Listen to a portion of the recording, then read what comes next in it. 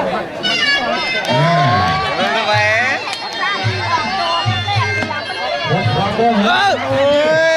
ดูว่าสิทธิศักดิ์จะทนได้ขนาดไหนหน้าตาบอกคุณกันนะสิทธิศักดิ์เนี่ยหัวเราะตาม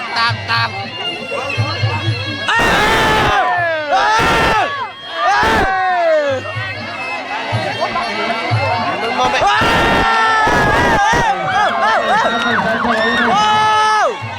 รียกว่าไม่มีตำราแล้วนักนี้ดิทุ่มน้ำหนักอย่างเดียวไอ้ลูกเขาจะมาตกเวทีแน่นอนไอ้พันอ้อยลูกเขาทางด้านก็จับได้นะครับก็จะทุ่มยกเขาแข่งตัวครับเราจะได้ให้ยกมาจังหวะนี้ขึ้นกันเลยแล้วก็พยายามเข้าเลยผมดูนะครับว่ากระบี่และกระยงยุทธเจอกันมวยกันได้นะครับกับมวยกันได้ที่ไม่เคยซ้อมนะครับแอบดูเขาซ้อมแอบดูเขาซ้อมดูลักษณะการชกเสียบขวาเท่าไรครับเสียบซ้ายทุกฝ่ายใจแล้วเลยยัง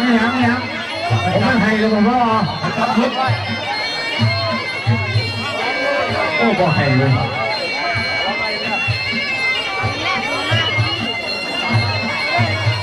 โอ้โหถึงจะสั่งต่อศิลาพลครับนั่งเงินขวาฝันศอกขวาไอ้ขวายังน่าว่าเข้ามาเลยไม่เคยกลัวฝันศอกขวาแล้วก็พยายามจะขึ้นกระยกทิ้งไปซับเลยไปซับสอกเลยกอบสอกเลยก็บอกไม่เคยเจอแบบนี้สอกไม่เคยซ้อมอยู่ในค่าย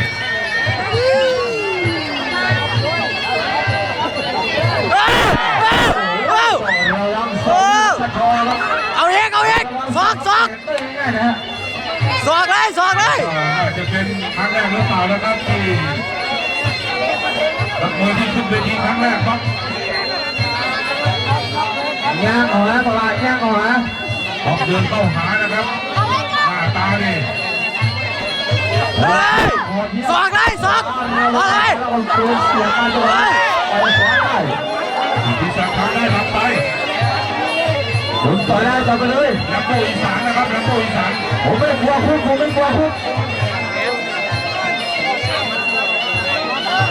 ้ยสายตาครับท่านผอครับสายตาโอ้โหผมเดินไกลผมไม่กล้ามองเลยจะถือว่าผมอยู่ทีมเล่นห้องหลังเขาไม่ได้หรอ